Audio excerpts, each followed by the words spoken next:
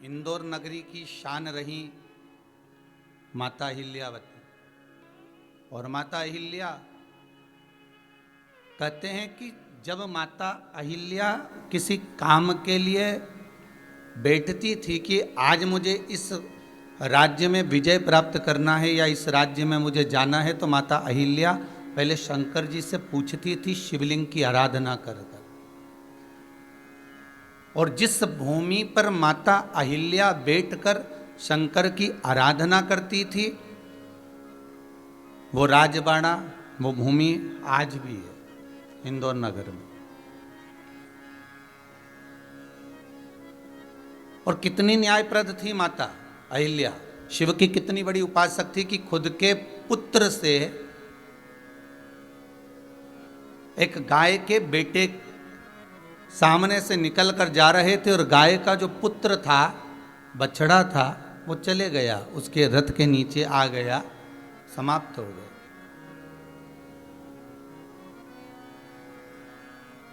और माता अहिल्या ने कह दिया था, जिस भूमि पर गाय का बछड़ा मरा है मेरे पुत्र से, उसी भूमि पर मैं पुत्र को उसी जगह पर मारूंगी।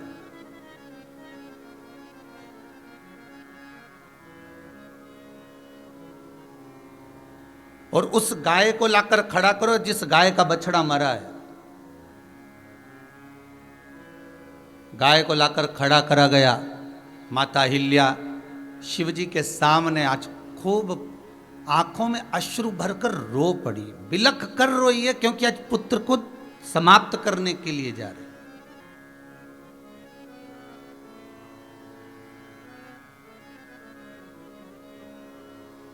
माता अहिल्या ने एक शब्द कह दिया था, एक शब्द माता अहिल्या के मुख से निकल गया था कि अब तो भूत भावन भूतेश्वर नाथ शंभु भी तुझे नहीं बचा सकता। अपने पुत्र से कहा।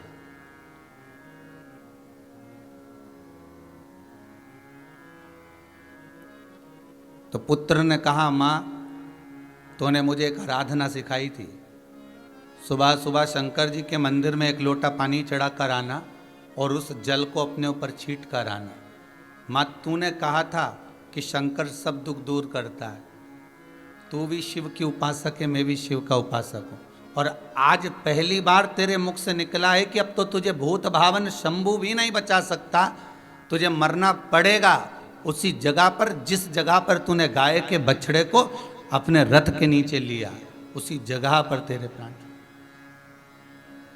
और माता अहिल्या आंखों में आंसू भरकर शंकर के शिवलिंग को लेकर रोती हुई कहती है, नाथ आज मेरे मुख से बड़ा शब्द निकल गया कि भूत भावन भी नहीं रोक सकेगा, तो आप मेरा साथ देना और मेरे पुत्र को जब मैं दंड दूं उस समय पर आप खड़े रहना। उसको मारने के लिए मैं नहीं मारूं, आप उसको दंड दीजिए।